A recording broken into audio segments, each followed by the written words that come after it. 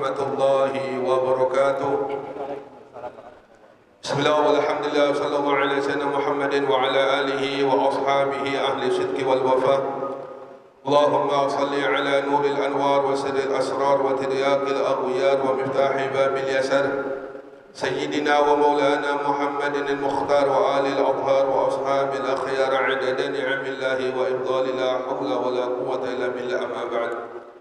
Yang sama-sama kita muliakan dan dimuliakan oleh Allah Subhanahu wa taala, para sesepuh, bini sepuh, tokoh masyarakat, segenap pengurus Masjid Al-Irsyad, utamanya kepada Abah Haji Sadri dan juga kepada Ustaz Abdul Muti, dan juga para sesepuh yang lainnya yang tidak bisa kami sebutkan satu persatu dari nama-nama beliau.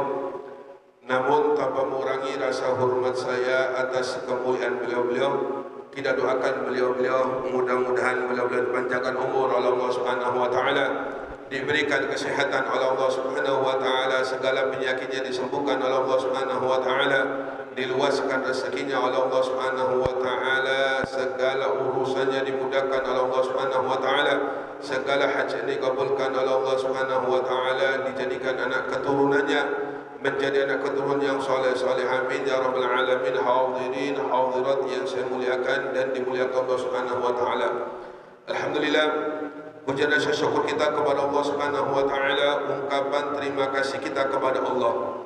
Kembali di malam hari ini kita bersama-sama dikumpulkan oleh Allah Subhanahu wa taala di tempat yang sangat dimuliakan oleh Allah. Bersama-sama kita diberikan kemampuan oleh Allah Subhanahu wa taala untuk bisa berzikir kepadanya. Kita memohon kepada Allah, kita meminta kepada Allah, sebagaimana malam hari ini kita bersama-sama diberikan kemampuan oleh Allah Subhanahu wa taala untuk bisa berzikir kepadanya. Mudah-mudahan di detik-detik sakaratul maut, di detik-detik roh kita diambil oleh Allah Subhanahu wa taala, kita pun diberikan kemampuan oleh Allah Subhanahu wa taala untuk bisa berzikir kepadanya, sehingga tidaklah keluar roh kita terkecuali lisan kita dalam keadaan berzikir kepada Allah Subhanahu wa taala, amin ya rabbal alamin. Qala al-muallif rahimahullah taala wa nafa'ana bihi wa bi'ulumi fid darain, amin ya rabbal alamin. Bismillahirrahmanirrahim. Fatta'zimu wal khasyatu wal khushu'u wal hudhubu 'inda tilawatil Qur'an min awsafil mu'minina as-sadiqin al-'arifina bi jalalillah rabbil alamin. Wal ghaflatu wal qaswatu was sahwu wal lahwu 'inda tilawatil Qur'an min awsafil mu'ridin al-mukhallitin alladhina dha'afa imanuhum wa qalla yaqinuhum wa khalas qulubuhum min haqa'iqi ma'rifatillah wa ma'rifati kalamihi. Nas'alullah ta'ala lana wa lakum al-afiyah min dhalik wa min jami' anwa'il bala wal mahalik ila akhiri ma qala radhiyallahu ta'ala. Kembali kita bersama-sama ditakdir oleh Allah Subhanahu wa taala untuk membahas nasihat dari Al-Imam Al-Qutub Al-Habib Abdullah bin Ali Al-Haddad. Mudah-mudahan dengan kita membahas nasihat Al-Imam Al-Qutub Al-Habib Abdullah bin Ali Al-Haddad, kita semua mendapatkan keberkahannya dan kita mendapatkan sir dari beliau, amin ya rabbal alamin. Lanjutan minggu yang kemarin, bahwasanya ketika kita membaca Al-Quran, seharusnya dia harus beradab atau harus berakhlak. Pada hakikatnya, setiap kita beribadah kepada Allah Subhanahu wa taala, tentunya kita harus berakhlak atau beradab. Sebab nilai ibadah seseorang itu tergantung seberapa adab dia kepada Allah Subhanahu wa taala ketika mereka beribadah kepada Allah Subhanahu wa taala. Ketika mereka beribadah kepada Allah tanpa adab atau kurang adabnya, maka nilainya pun sedikit di sisi Allah Subhanahu wa taala. Ketika mereka beradab ketika beribadah kepada Allah Subhanahu wa taala, menunjukkan orang tersebut juga nilainya besar di sisi Allah Subhanahu wa taala.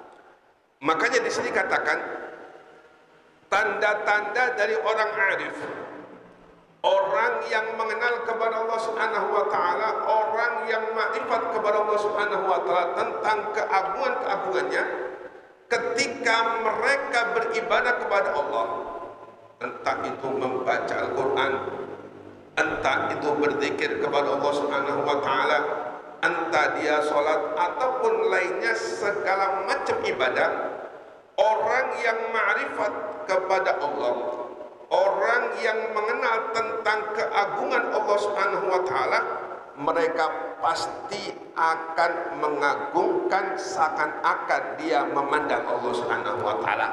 Inilah yang dikatakan maqam ihsan, yaitu beribadah seakan-akan dia memandang Allah Subhanahu wa taala. Orang ketika beribadah kepada Allah, kemudian dia merasa dipantau oleh Allah, merasa dilihat oleh Allah Subhanahu wa taala, ini menempati maqam al-ihsan. Namun apabila seseorang ini setiap saatnya selalu merasa dipantau oleh Allah Subhanahu wa taala, merasa dilihat oleh Allah Subhanahu wa taala, inilah yang dikatakan maqam muqarrabin. Sebagaimana Sayyidina Imam Fakhrul Wujud Al-Habib Abu Bakar bin Salim, beliau setiap keadaannya pasti duduk tawarruk, duduk tahiyat akhir, dimanapun beliau berada, kapanpun beliau beribadah, baik lagi beribadah maupun lagi duduk-duduk, duduknya selalu duduk tawarruk. Maka seluruh teman-temannya ini heran, sebab kita sendiri kalau nggak biasa duduk tawarruk, jangan lama-lama, 5 menit aja sudah seakan-akan kesemutan. Ini Fakhrul Wujud Al-Habib Abu Bakar bin Salim, setiap saat kapanpun beliau duduk, baik ibadah maupun tidak beribadah, itu duduknya selalu duduk tawarruk. Nanti tanya oleh temannya, wahai Habib, kenapa sih engkau ini selalu dalam keadaan duduk tawarruk? Baik engkau lagi berzikir kepada Allah Subhanahu wa taala, baik engkau lagi duduk-duduk bersama-sama kita, kenapa engkau selalu duduk tawarruk? Tidak pernah aku lihat dirimu ini santai. Duduk tawarruk sambil mendongakkan kepalanya ke bawah. Apa kata beliau? Hakadha julusu abdin baina yaday rabbi. Inilah duduknya seorang hamba di hadapan majikannya, di hadapan Tuhan, yaitu Allah Subhanahu wa taala. Ini maqam luar biasa. Selalu merasa dipantau, merasa dilihat oleh Allah Subhanahu wa taala. Nah, ini tanda-tanda orang makrifat, tanda-tanda orang yang mengenal tentang keagungan Allah Subhanahu wa taala. Ya, mudah-mudahan walaupun kita enggak nyampe maqam tersebut, paling enggak ketika kita beribadah kepada Allah Subhanahu wa taala lebih banyak merasa dipantau oleh Allah Subhanahu wa taala, sehingga nilai ibadah kita akan sedikit naik di hadapan Allah Subhanahu wa taala. Yang biasa kita lakukan, ya mungkin saya, bukan sampean, saya biasanya ketika kita beribadah kepada Allah Subhanahu wa taala, Allahu Akbar, ya mungkin Allahu Akbarnya, takbirnya kita khusyuk, seakan-akan kita musyahadah kepada Allah Subhanahu wa taala. Namun ketika sudah mulai membaca Fatihah, apalagi selesai Fatihah, kemudian imamnya membaca surat panjang. Kita selesai Fatihah, imamnya membaca surat panjang. Wah, kemana-mana sudah kita. Kadang-kadang di pasar, kadang-kadang mau unjun, kadang-kadang di sawitan, macam-macam. Nah, maka nilai ibadah seseorang, ya, itu tergantung bagaimana dia musahadanya kepada Allah Subhanahu wa taala. Besar atau kecilnya nilai ibadah seseorang tergantung bagaimana ketika beliau menghadap Allah Subhanahu wa taala. Nah, kemudian wal khasyatu, dan juga rasa khawatir ketika beribadah kepada Allah Subhanahu wa taala, di samping mengagungkan kepada Allah dan juga ada rasa kekhawatiran. Inilah yang dilakukan oleh para malaikat Allah Subhanahu wa taala kelak di yaumil kiamah. Para malaikat-malaikat Allah Subhanahu wa taala yang kita ketahui, malaikat ini luar biasa beribadah kepada Allah Subhanahu wa taala. Malaikat ini tidak pernah melanggar apa yang diperintah Allah Subhanahu wa taala. Disuruh sujud, sujud. Disuruh rukuk. Kelak di yaumil kiamah, para malaikat mengatakan, "Ya Rabb, subhanak, maha suci Engkau. Ma'abadnaka haqqa ibadatik." Wahai Tuhanku, aku tidak bisa beribadah kepada Allah Subhanahu wa taala dengan sebenar-benarnya beribadah. Padahal tidak pernah maksud kepada Allah Subhanahu wa taala, ibadahnya luar biasa. Malaikat ibadahnya begitu luar biasa. Di hadapan Allah Subhanahu wa taala mereka mengatakan, "Ma'abadnaka haqqa ibadatik." Wahai Tuhanku, aku tidak bisa beribadah kepada Engkau dengan sebenar-benarnya beribadah. Wa ra'arafnaka haqqa ma'rifatik, dan aku tidak mengenal dirimu dengan sebenar-benarnya mengenal kepada dirimu. Ini para malaikat Allah Subhanahu wa taala yang tentunya mereka mengenal Allah Subhanahu wa taala, yang tentunya mereka beribadah sangat luar biasa Allah Subhanahu wa taala, namun beliau merasa kekhawatiran di hadapan Allah Subhanahu wa taala. Beliau masih merasa jauh dari Allah Subhanahu wa taala. Nabi Muhammad, bagaimana Nabi Muhammad mengakui kelemahannya? Nabi Muhammad ibadahnya begitu luar biasa, ibadahnya sampai setiap malam kadang-kadang menangis Allah Subhanahu wa taala. Padahal Nabi Muhammad orang yang dekat dengan Allah Subhanahu wa taala. Nabi Muhammad seorang kekasih Allah Subhanahu wa taala, dan inilah di antara tanda-tanda orang tersebut makrifat kepada Allah Subhanahu wa taala. Maka siapapun, kata Nabi Muhammad, seseorang yang di dalam hatinya ketika mereka beribadah kepada Allah, kemudian saking rasa khawatirnya, saking rasa gelisahnya sampai meneteskan air mata, maka kata Nabi Muhammad, la yalijun nar man baka min khasyatillah hatta ya'udal labanu minal qur'i. Kata Nabi Muhammad, tidak bakal masuk surga, tidak bakal masuk neraka siapa? Seseorang yang menangis karena khawatir kepada Allah, karena takut kepada Allah Subhanahu wa taala, sebagaimana tidak bakal baliknya susu sapi ketika keluar dari kuahnya dikembalikan, tidak bisa ya. Jadi minta maaf, di Jawa itu ada sapi susu namanya. Kalau diperah dikeluarin, ini nggak bisa bakal masuk kembali, tidak bisa kita masukkan kembali. Inilah kata Nabi Muhammad, orang yang pernah menangis karena takut kepada Allah tidak bakal menjadi penghuni neraka Allah Subhanahu wa taala.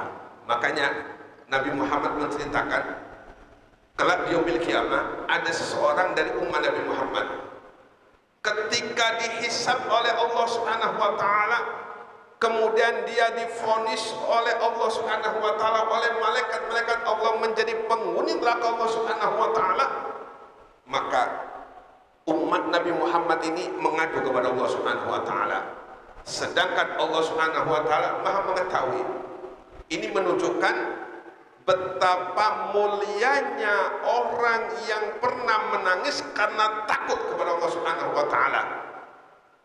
Kata umat Nabi Muhammad, ya Rabb, dulu sewaktu ada di dunia, kekasihmu Muhammad sallallahu alaihi wasallam, beliau pernah bersabda, tidak bakal masuk neraka seseorang yang menangis karena takut kepada Allah Subhanahu wa taala. Wahai Tuhanku, ketahuilah, dahulu aku pernah menangis sampai air mataku ini membasahi jenggotku, minta kepada Allah Subhanahu wa taala, mengadukan Allah Subhanahu wa taala bahwasanya dia pernah menangis sewaktu ada di dunia, dan menangisnya karena takut Allah Subhanahu wa taala, dan kata Nabi Muhammad, orang tersebut tidak bakal masuk neraka.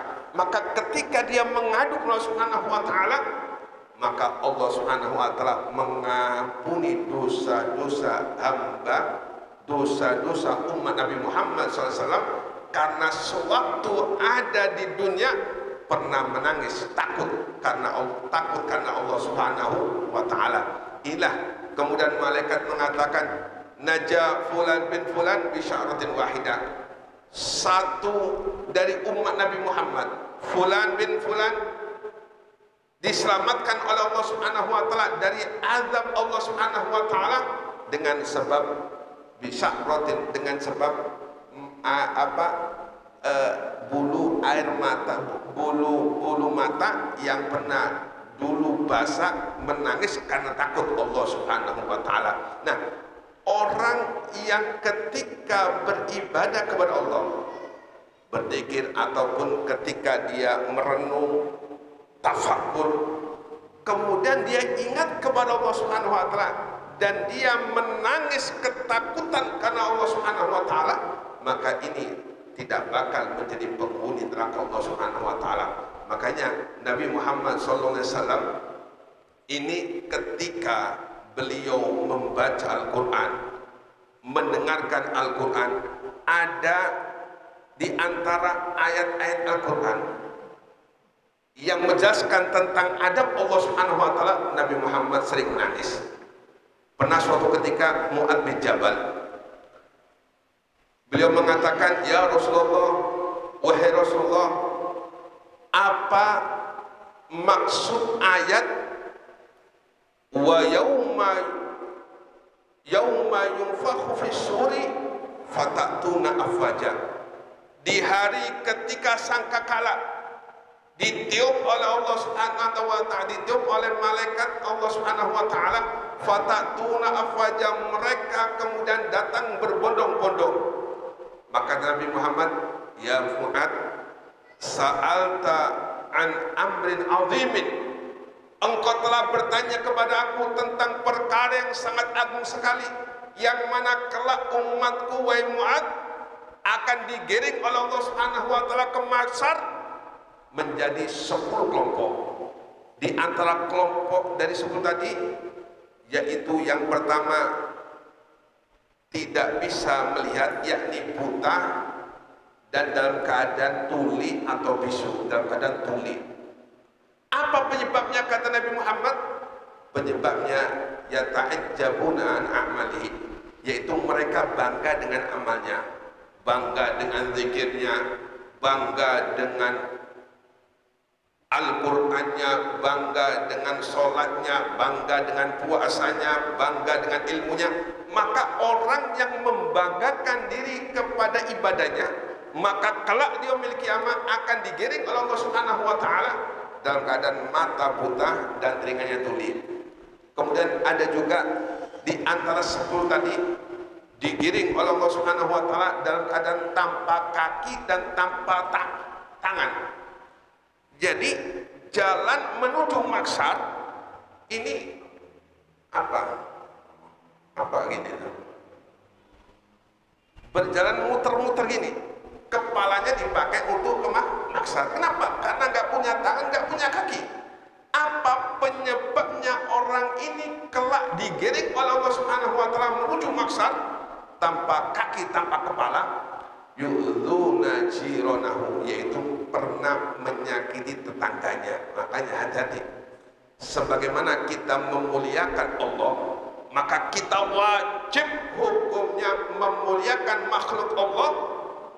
Di antara makhluk Allah yaitu manusia, dan di antara manusia yaitu yang paling dekat yaitu tetangga, dan di antara tetangga yang paling dekat yaitu keluarga kita. Mengenai tetangga, Nabi Muhammad SAW pernah bersabda, man kana yu'minu billahi wal yaumil akhir falyukrim jarahu. Barang siapa beriman kepada Allah Dan hari akhir hendaklah dia memuliakan tetangganya. Tidak boleh kita sedikit pun, perintah Nabi Muhammad, menyakiti tetangga.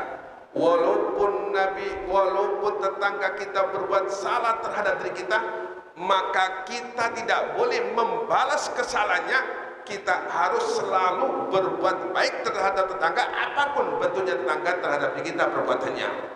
Sayyidina Imam Hasan al-Basri, beliau selama bertahun-tahun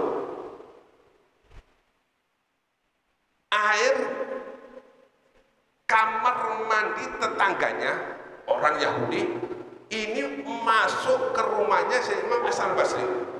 Setiap hari Imam Hasan al-Basri ini membersihkan rumahnya dari bekas air kamar mandinya tetangganya itu orang Yahudi. Bertahun-tahun, suatu ketika orang Yahudi datang ke Imam Hasan al-Basri. Dilihatnya Imam Hasan al-Basri lagi membersihkan air. Ditanya, wahai Hasan, dari mana air ini? Apa kata beliau? Wahai fulan, ketahuilah, air ini datangnya dari kamar mandimu. Sejak kapan air mandiku ini mengalir ke rumahmu? Sudah bertahun-tahun, bahkan diriwayatkan 10 tahun. Maka saat itulah orang Yahudi ini melihat akhlaknya Sayyidina Hasan al-Basri, langsung bersahadat, asyhadu an la ilaha illallah wa asyhadu anna Muhammadar Rasulullah. Karena akhlaknya Sayyidina Hasan al-Basri, orang Yahudi akhirnya masuk Islam. Nah, ini orang-orang yang arifin, orang-orang yang mengenal Allah Subhanahu wa taala, dia akan selalu musyahadah, selalu mengagungkan Allah Subhanahu wa taala dan juga mengagungkan makhluk-makhluk Allah Subhanahu wa taala, utamanya sesama manusia. Sedangkan wal ghaflatu wal ghaswatu wallahu a'lam bissawab. Mudah-mudahan Allah Subhanahu wa